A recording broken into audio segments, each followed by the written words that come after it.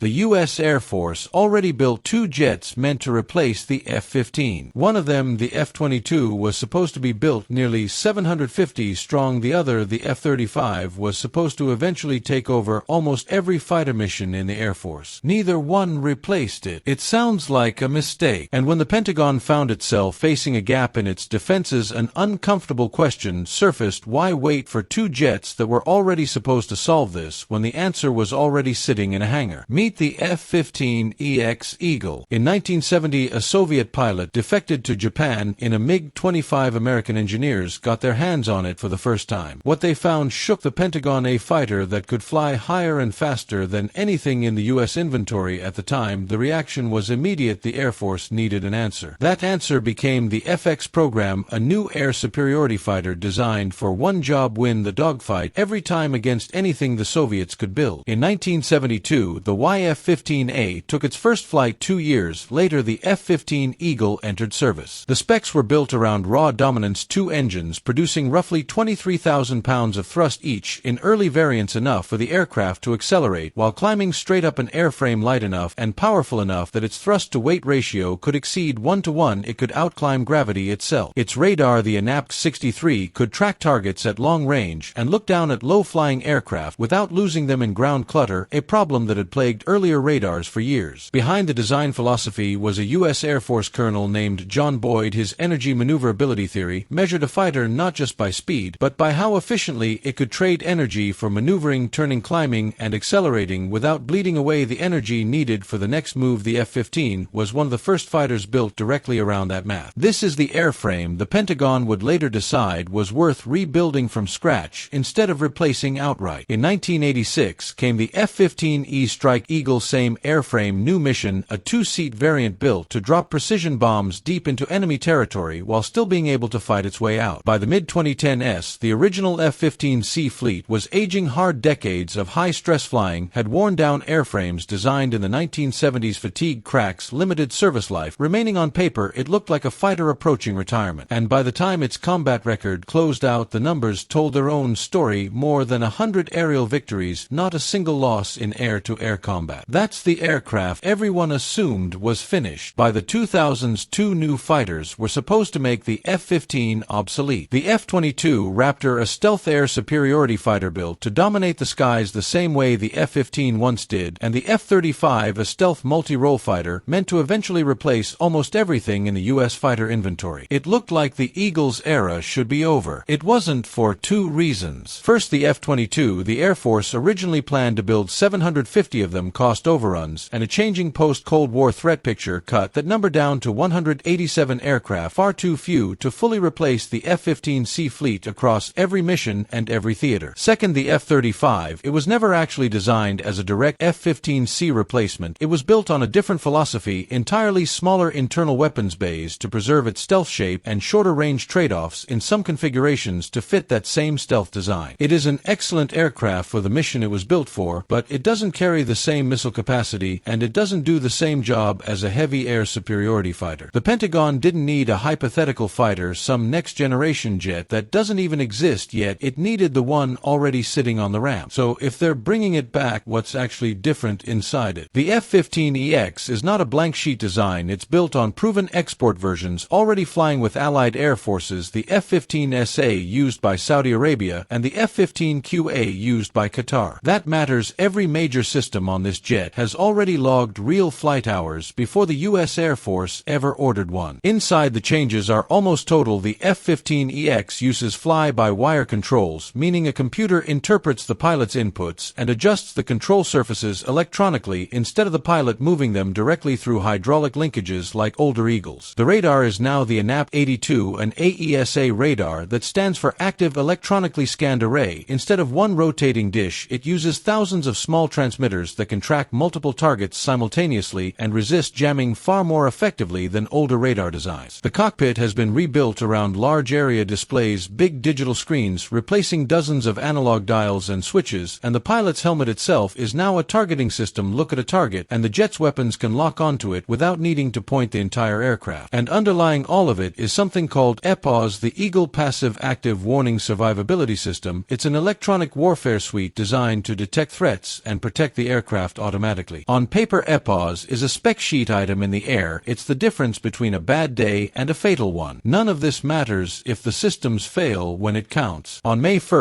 1983, an Israeli Air Force F-15D was flying a training exercise over southern Israel when it collided midair with an A-4 Skyhawk. The collision tore off almost the entire right wing. The pilot Zivi Nedavai didn't eject. Instead, he pushed the throttle into afterburner using raw engine thrust to keep the aircraft flying with a wing that was barely there, and brought it in for an emergency landing at nearly double normal landing speed. He didn't find out the wing was almost completely gone until after he was already on the ground. That happened decades before EPAWS or fly-by-wire ever existed on this jet. But it's exactly the kind of moment those systems are built around, not as a brochure feature, but as the difference between a controlled landing and a crash. The F-15EX keeps the raw power that defined the original Eagle II engines, each producing roughly 29,500 pounds of thrust, among the most powerful engines on any fighter in the U.S. inventory. It carries 25 hardpoint stations on the aircraft, built to carry weapons or fuel tanks. That's more than almost any other fighter flying today. Its weapons loadout includes the AIM-120 for medium and long-range air-to-air engagements, the AIM-9 for short-range dogfighting, and the AGM-88 for taking out enemy radar and air defense systems. A new addition called the Amber Rack lets the jet carry even more missiles per hardpoint than older racks allowed, expanding how many targets it can engage in a single mission. On paper, that's more targets handled per sortie than almost anything else flying. But raw firepower doesn't mean much if the jet can't survive long enough to use it. The F-15EX is not stealthy, not even close, so in a modern fight against modern air defenses, how does an aircraft like this survive? The answer isn't to send it in alone, in that pairing the F-35 becomes the eye sneaking close enough to see the target without being seen itself. The F-15EX becomes the firepower staying farther back out of the most dangerous airspace, carrying more missiles than the F-35 ever could, and firing them based on data the F-35 feeds it. It's a division of labor between two aircraft built on completely different philosophies, one invisible, one heavily armed, working as a single system instead of two separate jets. Part of the answer comes down to how the F-15EX is actually built. It uses an open modular architecture. In plain terms, the jet's computer systems and wiring are built so that new sensors, new software, and new weapons can be added later without redesigning the whole aircraft. As threats change, the F-15EX can change with them instead of being locked into whatever technology existed the day it rolled off the production line. And the proof point is in the order numbers. The Air Force's planned purchase has grown from an initial 129 aircraft to 267 units. That's not the trajectory of a program anyone is quietly trying to phase out. So back to where we started, a jet built on a design older than the pilots flying it, going head to head against the idea that only the newest technology wins wars. Evolution can sometimes matter far more than revolution. One more thread worth knowing about in development right now is the AIM-260 JATM, a new long-range missile built in part as an answer to China's PL-15. That's a story for another day. The question isn't whether stealth or mass firepower wins the next air war, it's whether the U.S. Air Force just proved that the best new aircraft is sometimes the one you already have.